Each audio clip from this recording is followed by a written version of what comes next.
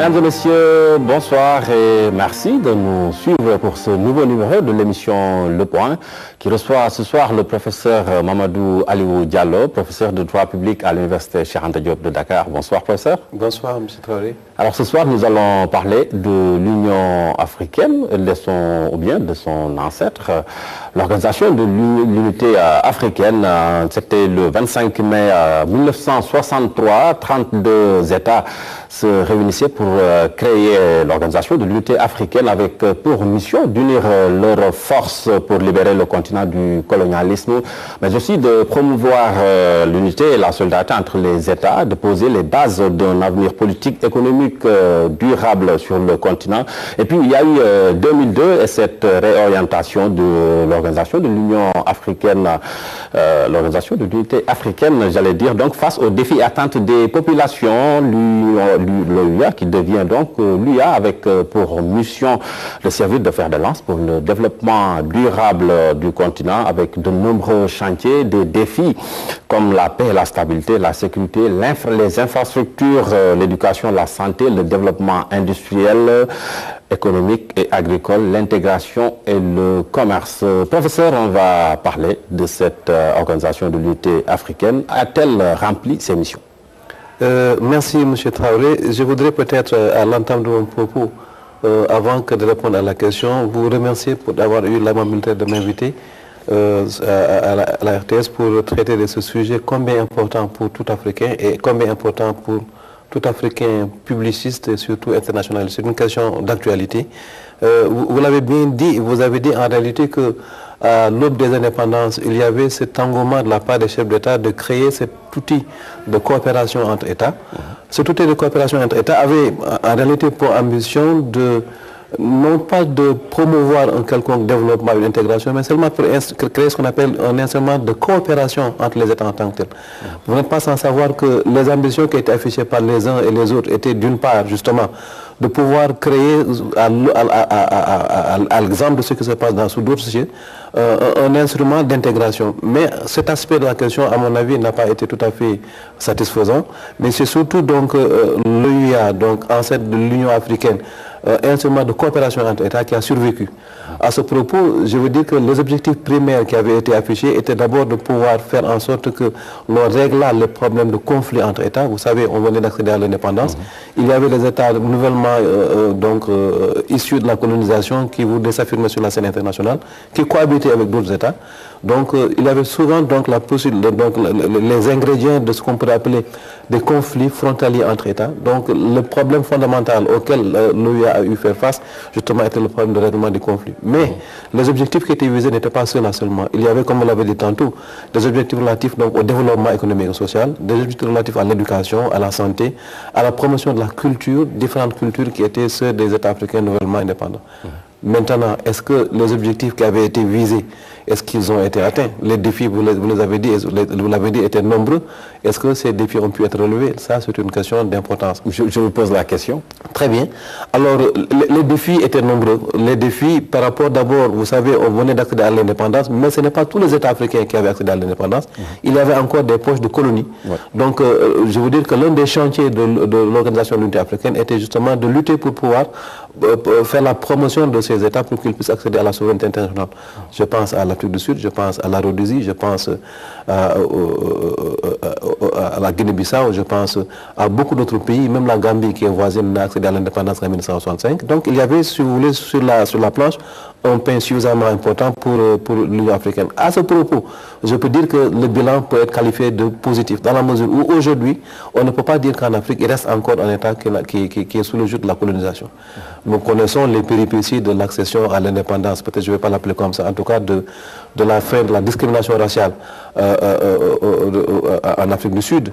Je voudrais un tout petit peu rappeler les efforts qui ont été fournis par les pionniers en la matière. Je pense à Kwame Nkrumah, je pense à Gamal Abdel Nasser, qui ont lutté au sein de l'Organisation des Nations Unies, mais également au sein du mouvement des non-alignés, pour faire en sorte que le droit des peuples à disposer d'eux-mêmes puisse trouver une application en Afrique. C'était le cas, ce qui a permis justement de permettre permettre à ces États d'accéder à l'indépendance. Mais ce n'était pas le seul chantier. En ce qui concerne l'éducation, le problème, il demeure, je veux dire qu'il demeure encore. Parce que vous savez, nous avons hérité d'une situation, je pourrais la qualifier ainsi de multiculturelle. Nous avons été colonisés d'une part par les Français, d'une part par des Anglais, par des Portugais et par des Arabes.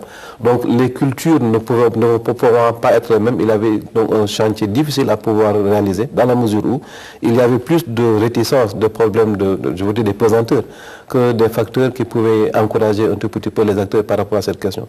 Je pense notamment à des organismes comme le CAMES, qui ont eu des difficultés à pouvoir intégrer un tout petit peu le système d'enseignement dans la plupart des États.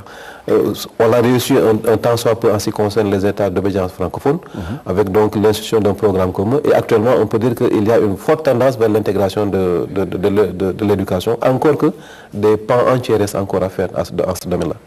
Mais également, il y a d'un point de vue normatif, l'Union africaine a pu créer des résolutions, c'est-à-dire ce qu'on peut appeler des codes de conduite qui sont donc établis de façon donc préalable et l'objectif était qu'elle soit pérenne pour permettre aux États d'avoir un code de conduite dans leurs relations en tant que tel.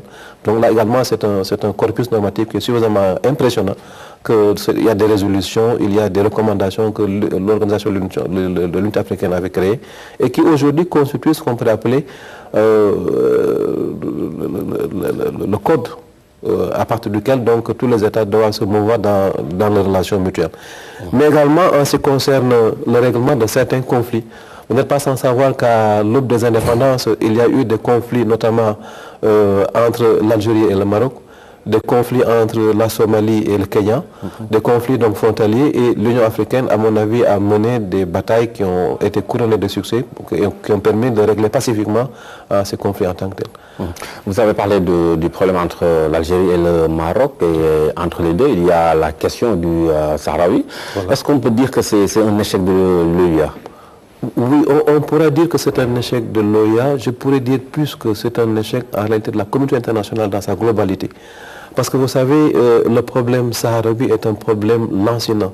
C'est un problème qui a une double facette. D'abord, le droit des peuples à disposer d'eux-mêmes, et ensuite le principe de l'autodétermination des peuples. Le droit des peuples à disposer d'eux-mêmes signifie qu'il existe un peuple sahraoui qui a sa propre culture, qui a son passé, qui revendiquait la possibilité pour lui de pouvoir instaurer un État que l'on qualifierait de Sahraoui. Il y avait à ce propos un fer de lance qui s'appelle le Front Polisario, qui a lutté pour ce cas. Alors, à côté du Front Polisario, il y avait justement le gouvernement algérien qui était donc de tout cœur avec le Front Polisario. Vous savez, à l'époque, avec Wari Boumediene et consorts, donc c'était des révolutionnaires. Donc, c'était vraiment le dada sur la question. De l'autre côté, il y avait les prétentions marocaines. Sur le Sahara occidental. Et les prétentions marocaines allaient même au-delà du Sahara occidental et allaient jusqu'en Mauritanie. Donc la question a été posée de ce point de vue-là, et à mon avis, l'Union africaine, pour autant que faire se peut, a voulu en tout cas développer, si vous voulez, des mécanismes permettant de reconnaître la RSD, la République arabe sahraoui démocratique, comme étant un État souverain indépendant, comme le stipule l'article 3 de la Charte de l'OIA. Malheureusement, on est encore en train de buter à des problèmes relatifs au référendum, à même l'autodétermination du peuple en tant que tel. Aujourd'hui, les Marocains vont jusqu'à être dubitatif par rapport à ce qu'on pourrait appeler le peuple sahraoui, la qualité de Sahraoui. Pour le Marocain, il s'agit du même peuple marocain en tant que tel, ce qui justifierait la prétention marocaine sur la question. Donc, l'Union africaine a échoué sur cette question. L'Organisation des Nations Unies également a échoué sur cette question. Donc, c'est un problème qui, à mon avis, dépasse un tout petit peu même les frontières de l'Afrique, et également les critères de compétence de l'Organisation de l'Union africaine et de l'Union africaine aujourd'hui. Et cela est d'autant plus vrai que le U de l'OIA parlait d'unité et de solidarité entre les pays. Et le fait que le siège du Maroc soit resté vacant comme ça, est-ce que c'est pas ça justement l'échec? On n'a pas pu fédérer tous les États, les réunir tous au sein de l'OIA. Oui, la vacance du siège du Maroc au sein de l'OIA est quelque chose que tout panafricaniste pourrait avoir à regretter. Vous savez, c'est lorsque la République arabe sahraoui démocratique a réuni les critères qui étaient exigés par la charte, consistant donc à avoir une reconnaissance d'une minorité d'État par rapport donc à son existence, que le Sahara occidental a déposé sa candidature pour être membre à part entière de l'Organisation de l'Unité africaine. À l'époque, je me rappelle, c'est encore Edem Kodjo qui était secrétaire général de l'OUA. Lorsqu'il a reçu les instruments de reconnaissance de la RSD, il a appliqué les textes faisant donc du Sahara occidental un État indépendant et souverain, donc qui était membre de l'OUA. À cette occasion, le Maroc s'est senti frustré et ensuite a décidé de se retirer de cette organisation. Cette position a fait en réalité tempérer les ardeurs de certains États qui étaient même, on peut les appeler comme ça, des amis de la RSD, et également a donné raison, si vous voulez, à certains États qui sont amis du Maroc. Je me rappelle ce que je peux qualifier aujourd'hui avec la distance, les vagues hésitations du président Léopold Sédar Senghor, qui à un certain moment donné s'était empressé à reconnaître donc cette république. Puis, compte tenu des rapports, des relations qui existaient personnellement entre Léopold Sédar Senghor et Hassan II, a eu à revoir sa position par rapport donc à la question. C'est pour dire que c'est une question lancinante et ça pose un problème de la cohésion au sein de l'unité africaine. D'accord. Et aujourd'hui, l'observateur averti que vous êtes, qu'est-ce que vous retenez de positif? Qu'est-ce qui vous a le plus marqué, disons, dans ce bilan de l'OUA? Un climat de satisfaction m'anime, en tout cas j'ai des sentiments de satisfaction. Dans la mesure où d'abord il fallait savoir que c'était une gageure, ce n'était pas évident.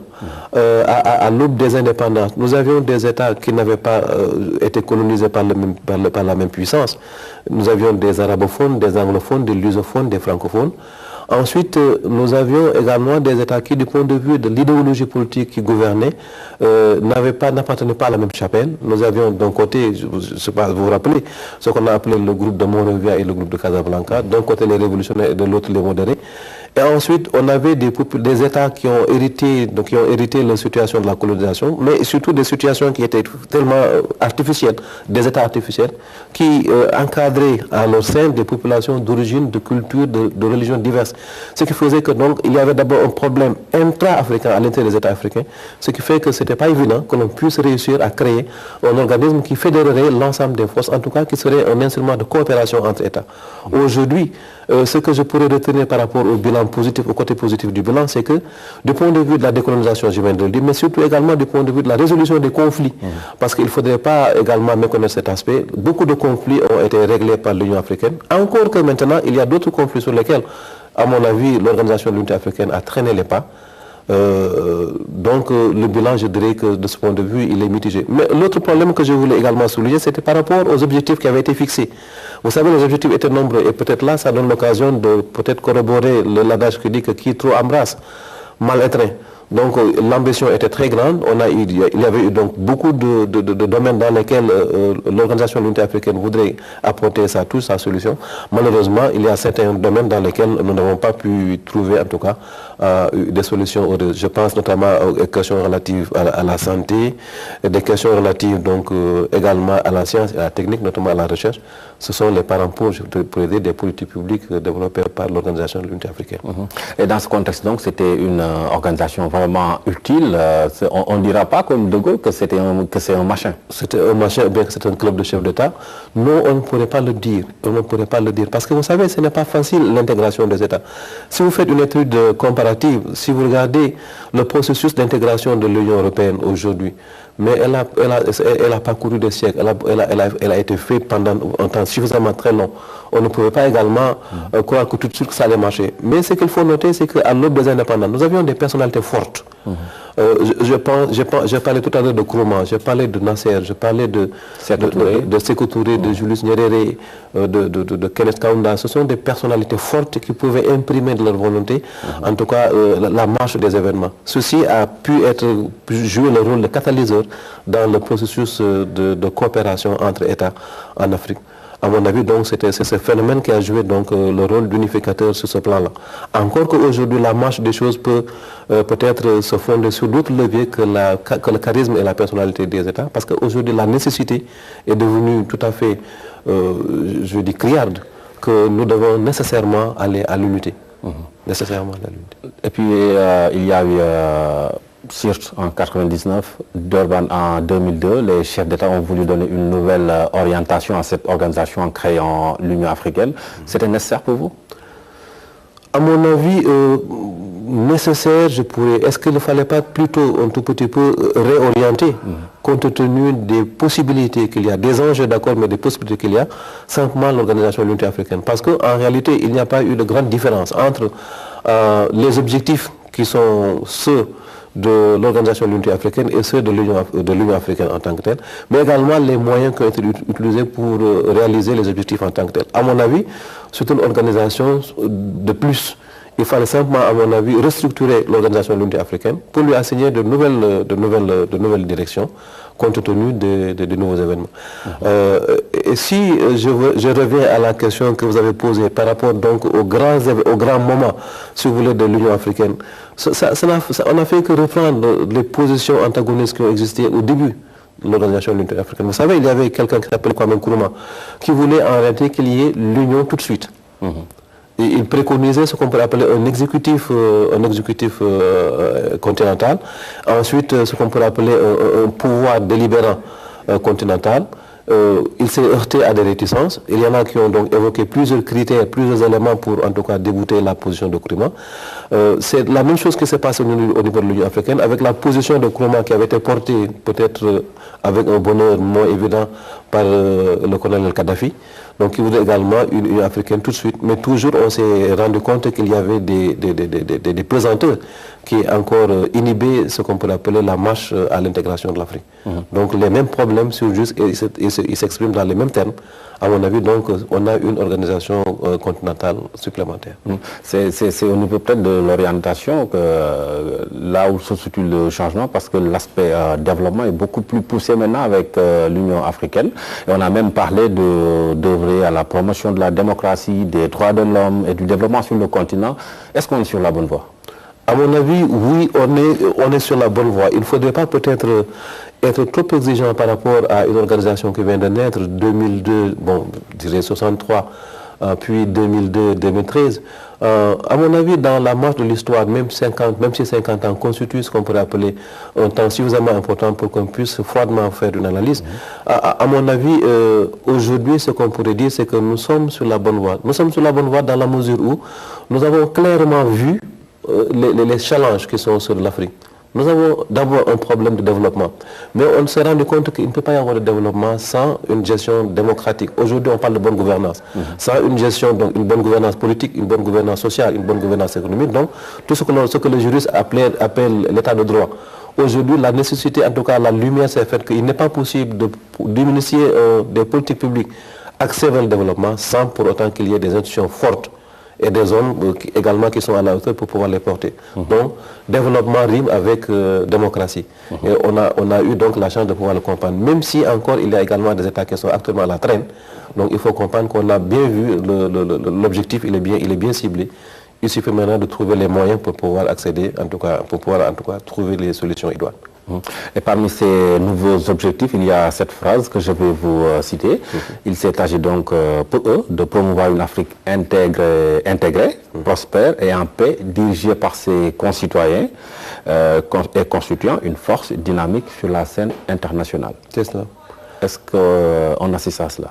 On n'assiste pas encore. Je veux dire que ça, c'est un objectif qui est visé. On n'assiste pas encore justement à la réalisation de cet objectif, dans la mesure où on ne peut pas dire aujourd'hui que ce sont les Africains qui sont, même si d'un point de vue formel, ce sont les Africains qui sont aux affaires, qui dirigent les États. Il ne faut pas se voiler la face pour dire que l'intrusion des forces transnationales et des forces multinationales dans le jeu des politiques publiques au sein des États africains pèse d'un grand poids encore. Il ne faudrait pas également se voiler la face pour dire que aujourd'hui, l'union qui est tant prônée, qui a tant été chantée et appelée par tous les chants du panafricanisme, aujourd'hui peine aujourd'hui encore à être réalisée. C'est pour dire que nécessairement, à mon avis, les objectifs sont bien visés. On n'a pas encore réalisé ces objectifs, mais est-ce que nous sommes au moins sur le chemin? À mon avis, la réponse est oui.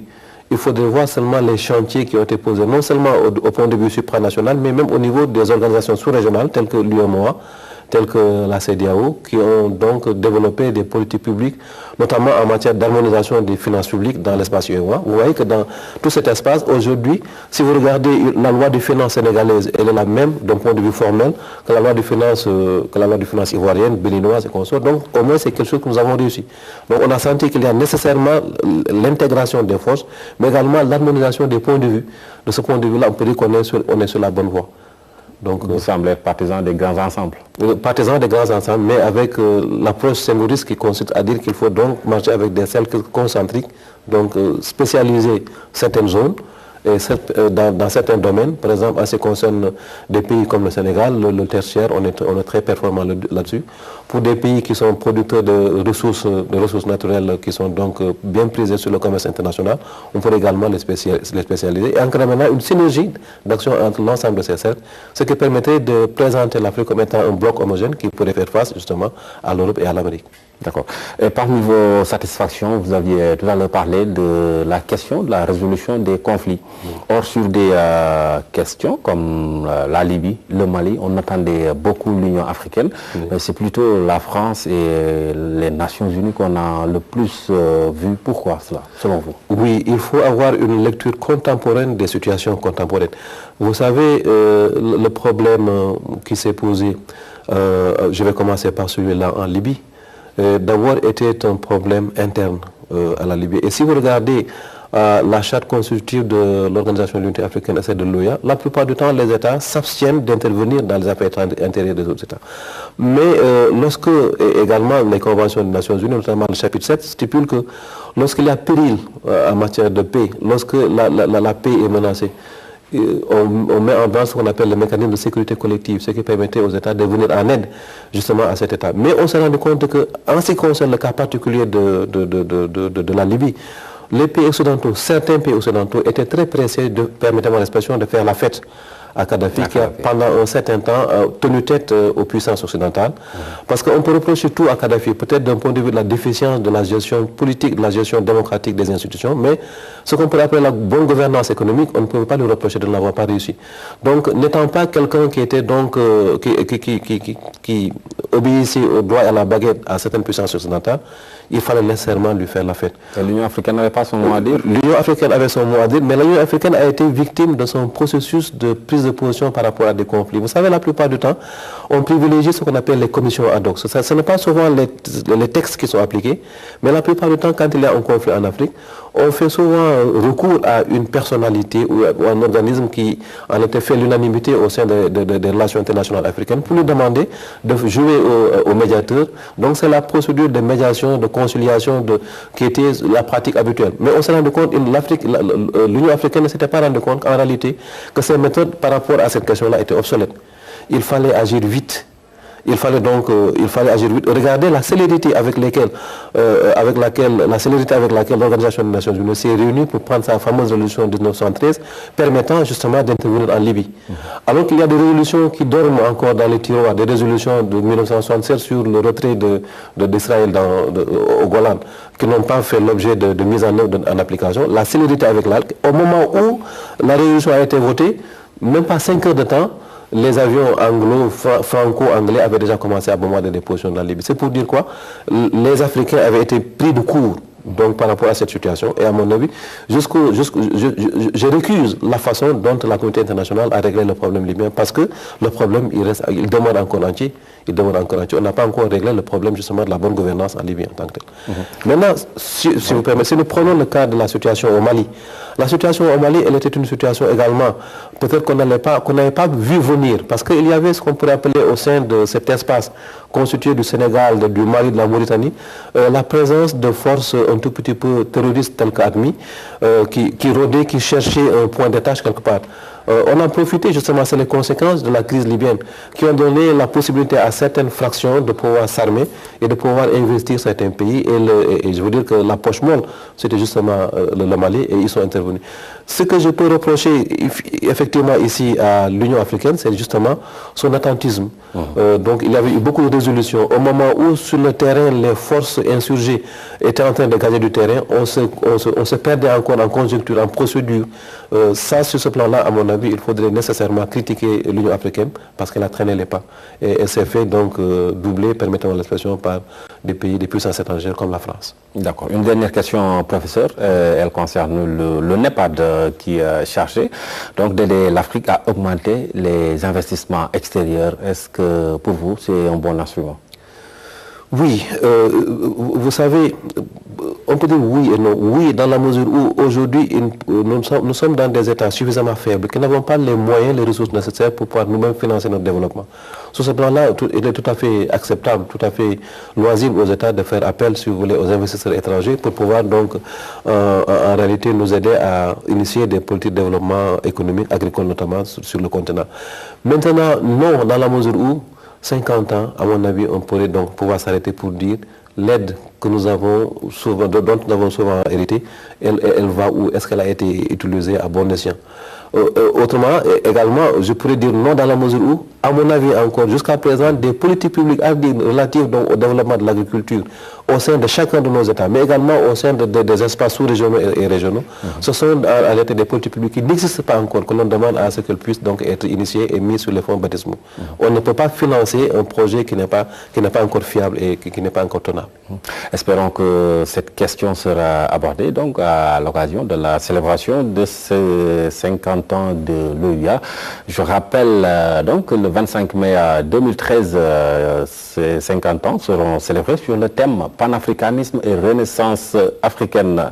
Professeur Mamadou Aliou Diallo, merci. Je vous remercie. Nous sommes arrivés au terme de cette émission. Merci à vous, chers amis téléspectateurs, de nous avoir suivis. Nous nous retrouvons dans une semaine pour un nouveau numéro de l'émission Le Point.